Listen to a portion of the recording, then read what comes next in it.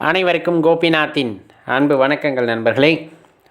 இந்த வீடியோவை மறக்காமல் லைக் பண்ணிவிட்டு உங்கள் நண்பர்களோட பகிர்ந்துக்குங்க. இப்போ வீட்டில் விளக்கேற்ற போகிறோம் அப்படிங்கும்போது கண்டிப்பாக இது எல்லாத்துக்குமே பழக்கமாயிடுச்சு. முன்ன மாதிரிலாம் இல்லை. முன்னையெல்லாம் வாரத்துக்கு ஒரு தடவை, மாதத்தில் முக்கியமான நாட்களில் மட்டும்தான் உண்மையாலுமே வீட்டில் விளக்கு ஏற்றுனாங்க. ஒரு சிலருக்கு மட்டுமே இந்த சூட்சமம் தெரிந்திருந்து தினமும் காலை மற்றும் மாலையில் விளக்கேற்றினாங்க. இன்றைக்கி நிலைமைக்கு பெரும்பாலும் எல்லார் வீட்டிலையும் காலை மாலை 2 நேரமும் விளக்கேற்ற பழக்கம் வந்துடுச்சு. இருந்தாலும் நம்ம சில விஷயங்களை தெளிவாக தெரிந்து கொண்டு விளக்கேற்றுவது அப்படிங்கிறது இன்னுமே நமக்கு நல்ல பலனை அளிக்கக்கூடியதாக இருக்கும் அப்படிங்கிறத தெரிஞ்சுக்கணும். இப்போ வீட்டில் விளக்கேற்றுறோம். எல்லாத்து வீட்லேயும் கஜலக்ஷ்மி விளக்கு வாங்கியாச்சு. சில பேர் வீட்டில் காமாட்சி விளக்கு இருக்குது. சில பேர் அந்த மரபு மாறாமல் இன்னும் அகல் விளக்கில் நல்ல பெரிய அகல் விளக்கு ஒன்று வைத்து அதில் விளக்கேற்றக்கூடிய மரபு அப்படிங்கிறது இருக்குது. இதில் நம்ம என்ன பண்ணணும் அப்படின்னு பார்த்தோன்னா, ரொம்ப முக்கியம், விளக்கு திரி போடும்போது இரட்டை திரியாக போட்டு ஏற்றுங்க அப்படின்னு சில பேர் சொல்ல கேள்விப்பட்டிருப்பீங்க.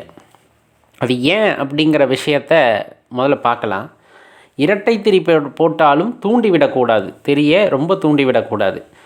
இப்போ ரொம்ப சின்னதாகவும் அந்த விளக்கு எரியக்கூடாது, அப்படியே தனனும் எரியக்கூடாது.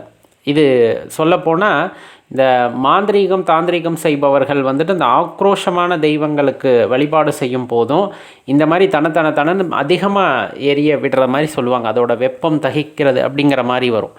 நம்ம மிதமான அந்த ஒளியானது இருக்கணும். அப்படிங்கும் போது அளவாக இருக்கணும். ரொம்ப சின்ன ஒளியாக இருந்தாலும் நம்ம அந்த இடத்துல இறைவனை தரிசித்தல் அப்படிங்கிறது கொஞ்சம் ஒரு மாதிரி இருக்கும். அப்படிங்கிறனால நம்மளுக்கு நல்ல இரட்டை திரி போட்டு மிதமான அளவில் எரியிற மாதிரி தான் விளக்கு எப்போவுமே ஏற்றி பழகணும். இதில் ரொம்ப முக்கியம் என்ன அப்படின்னா, எந்த விளக்கு ஏற்றினாலும் சரி நேராக தரையில் வைக்கக்கூடாது. ஆக்கர்ஷண சக்தி நமக்கு தேவை அப்படின்னு நினச்சோம் அப்படின்னா, உங்களுக்கு பித்தளை தட்டு இருக்குது அப்படிங்கும்போது அந்த பித்தளை தட்டில் விளக்க வச்சு ஏற்றலாம். சரி, பித்தளை தட்டில் போய் நகல் விளக்கு வைக்க முடியுமா? தாராளமாக வைக்கலாம். இல்லை பித்தளை தட்டு இல்லை, காப்பர் தட்டு இல்லை அப்படிங்கிற பட்சத்தில் நம்ம என்ன பண்ணலாம் அப்படின்னா, வாழை இலை இருக்குது, இல்லை அரச இலை இருக்குது, வீட்டுக்கு பக்கத்தில் இருக்குது அப்படின்னா அதை சின்னதாக கத்திரிச்சிக்கிட்டு அந்த வாழை இலையை வச்சு மேலே ஏற்றலாம். நேரடியாக தரையில் வைக்கக்கூடாது. இல்லை நாங்கள் ஸ்டாண்டில் தான் ஏற்றுறோம், பூஜை கபோர்டில் தான் ஏற்றுறோம், எப்படி இருந்தாலும் சரி நேரடியாக விளக்க கீழே வைக்கக்கூடாது அப்படிங்கிறத தெளிவாக தெரிஞ்சுக்குங்க. அதுக்கப்புறம் தொடர்ந்து விளக்கேற்றுறோம் அப்படிங்கிற பேரில் இந்த அந்த கசடுகளெல்லாம் இருக்குது இல்லையா, அழுக்குகள் எல்லாம் அந்த விளக்கில் தொடர்ந்து படிந்து கொண்டே இருக்கிறது. நான் அதை பற்றி கவலைப்படாமல் விளக்கேற்றி கொண்டே இருக்கலாமா அப்படின்னு கேட்டால் அதுவுமே தவறான விஷயம்தான். விளக்கு தெய்வாம்சம் வாய்ந்தது. அதை அழுக்கடைய விடக்கூடாது. தொடர் நாட்களில் அதை தொடர்ந்து சுத்தம் செய்து சந்தனம் குங்குமம் அல்லது மஞ்சள் குங்குமம் வைத்து அலங்கரித்து தான் அந்த விளக்கை நாம் ஏற்ற வேண்டும் அப்படிங்கிறத தெளிவாக தெரிஞ்சுக்கணும். சில பேர் ஒரே விளக்கில் எல்லா தெய்வத்தையும் ஆவாகனம் செய்து ஒரே விளக்காக ஏற்றுவார்கள். சில பேர் துணை விளக்கு ஏற்றுவார்கள். குலதெய்வத்துக்கு அப்படின்னு தனியாக விளக்கு ஏற்றுறவங்க இருக்கிறாங்க. அப்படி தனித்தனியாக விளக்குகளை ஒரு வீட்டில் ஏற்றலாமா அப்படின்னா கண்டிப்பாக ஏற்றலாம். அதில் எந்த மாறுபாடுமே கிடையாது. ரொம்ப முக்கியம், நம்ம விளக்கு ஏற்றுறோம் அப்படிங்கும்போது ஒரு கன்னியாவது பூ அந்த விளக்கிற்கு வைத்து ஏற்ற வேண்டும் அப்படிங்கிறத தெளிவாக தெரிஞ்சுக்கணும். இப்போ ரொம்ப கஷ்டம், வீட்டில் ரொம்ப கஷ்டம், பணத்திற்கு ரொம்ப நெருக்கடி, கடன் தொல்லை தாங்க முடியவில்லை அப்படின்னு சொன்னால், ஏற்றுகின்ற விளக்கில் ஒன்றை கடன் நீங்க வேண்டும் என்று நினைத்து மேற்கு திசை நோக்கி விளக்கை ஏற்றி வையுங்கள். அது ஏற்றுற விளக்கில் பார்த்திங்கன்னா சிவப்பு நிற திரி போட்டு மேற்கு திசை நோக்கி நீங்கள் விளக்கை ஏற்றுறீங்க அப்படிங்கும்போது வீட்டில் கடன் தீர வேண்டும் என்ற எண்ணத்தில் அந்த விளக்கை ஏற்றுங்கள். அப்படி ஏற்றுனீங்க அப்படின்னா ஏற்றி வர கண்டிப்பாக அந்த கடன் பிரச்சனை அப்படிங்கிறது தீர ஆரம்பிக்கும், படிப்படியாக தீர ஆரம்பிக்கும் அப்படிங்கிறதையும் தெரிஞ்சுக்கணும்.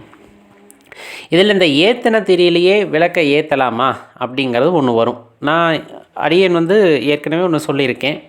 ரொம்ப முறையாக நம்ம பண்ணணும்னு நினைக்கிறோம், ரொம்ப சுத்தபத்தமாக இருக்கணும் அப்படின்னு நம்ம நினைக்கிறோம் அப்படின்னா சின்ன திரியாக போட்டு ஏற்றுங்க. ஒரு நாளைக்கு ஒரு தடவை திரியை கூட மாற்றிடுறது நல்லது. நான் சொல்கிறது உங்களால் முடிஞ்சால், இதை கட்டாயமாக பண்ணணும்னு இல்லை, அது மாதிரி மாற்றினாலும் ரொம்ப நல்லது அப்படின்ட்டு குறிப்பிடப்படும். ஏன் அப்படின்னா, நம்ம ஒரு விஷயத்தை பயன்படுத்திட்டோம், அதை அடுத்த நாள் அப்படியே அந்த தட்டிலேயே சாப்பிடுவோமா, இல்லைன்னா சுத்தப்படுத்திட்டு வேறு தானே எடுத்து சாப்பிடுவோம். அப்படித்தானே?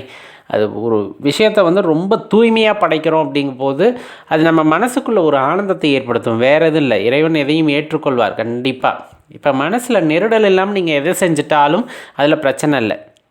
ஆனால் ஒரு விஷயத்தை பார்க்குறோம், அது அழுக்காக இருக்குது. இப்போ நான் அந்த தீபத்தை ஏற்றினா எப்படிங்கிற அந்த மன அழுத்த ஒரு ஒரு நெருடல் வந்துருச்சுன்னா அதில் பிரயோஜனம் இல்லாமல் போயிடும். அதனால தான் சொல்கிறது, விளக்கை சுத்தப்படுத்திட்டு தினமும் வந்துட்டு திரியை மாற்றிட்டு ஏற்றுறது உத்தமம். அந்த திரியை என்ன பண்ணலாம், சில பேர் வந்து எடுத்து வச்சுருந்து அது மொத்தமாக வந்துட்டு ஒரு அப்புறப்படுத்துவாங்க. சில பேர் அப்பப்போ அப்புறப்படுத்திடுவாங்க. சில பேர் அதவே திருஷ்டி சுற்றி போடுவாங்க.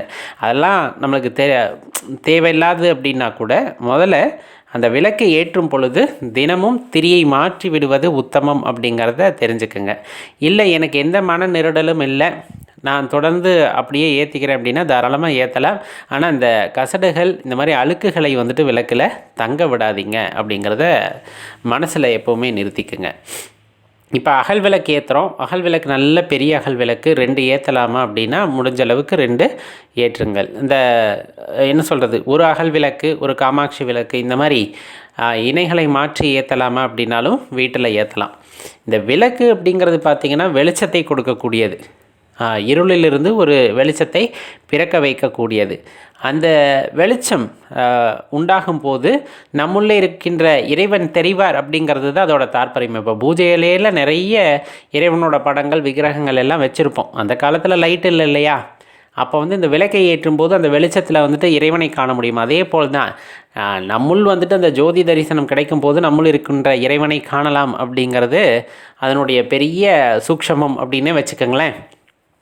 அப்போ முறையான வகையில் நம்ம விளக்கை ஏற்றுகின்றோம் அப்படிங்கும்போது கட்டாயமாக அதுக்கு பலன் கைமேல் கிடைக்கும் அப்படின்னா அதில் எந்த மாற்று கருத்துமே கிடையாது. சூக்ஷமமாக சொல்லப்படுவது, வீட்டில் குத்துவிளக்கு ஏற்றுதல் அப்படிங்கிறது ரொம்பவே சிறப்பு வாய்ந்த ஒரு விஷயம்.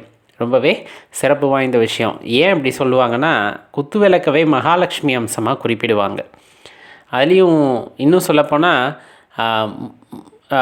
சிவன், பிரம்மா, விஷ்ணு உரைகின்ற இடமும் குத்துவிளக்கு தான் அப்படின்னு சொல்லுவாங்க. இப்போ பார்வதி, சரஸ்வதி, லக்ஷ்மி தேவி 3 பேரும் உரைகின்ற இடமும் குத்துவிளக்கு தான் அப்படின்னு சொல்லுவாங்க. தெய்வ கடாட்சம் நிறைந்தது சொல்லப்போனால்.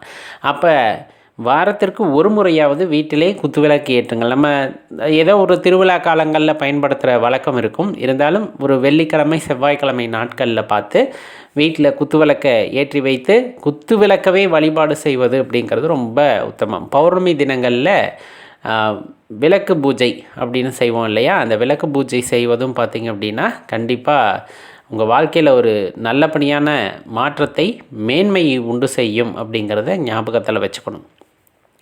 அப்போ விளக்கேற்றுவதில் இத்தனை விஷயம் இருக்கா அப்படின்னா கண்டிப்பாக இருக்குது. கீழே அந்த பித்தளை தட்டு, வெள்ளி தட்டு, இந்த மாதிரி தட்டுகளை வைத்து ஏற்றுவது, அதை முறையாக பராமரிப்பது, பூ பொட்டு வைத்து விளக்கை ஏற்றுவது, திரியை அடிக்கடி மாற்றுவது, அந்த அழுக்கடையாமல் விளக்கை பார்த்து கொள்வது, அதே போல் விளக்குகள் மாற்றி ஏற்றுவது, ஒன்றுக்கும் மேற்பட்ட விளக்குகள் ஏற்றுவது எல்லாமே நன்மையை தரவல்லது அப்படிங்கிறத தெரிஞ்சுக்குங்க. விளக்கு ஏற்றும் போது பஞ்சக்கூட்டு எண்ணெய், 7 எண்ணெய் கூட்டு இந்த மாதிரி சொல்கிறாங்கன்னா அதோட சரியான விகிதம் தெரியாமல் வீட்டிலே அதை ஏற்றக்கூடாது. அதை வந்து தெரிஞ்சுக்கணும். அதுக்கு நம்ம தனியாக நல்லெண்ணெயோ விளக்கெண்ணெயோ பயன்படுத்தி ஏற்றுவதே சால சிறப்பானதாக இருக்கும். நண்பர்களே, மறக்காமல் இந்த பதிவை உங்கள் நண்பர்களோடையும் பகிர்ந்துக்குங்க. அவங்களும் பலனடையட்டும். நன்றி, வணக்கம்.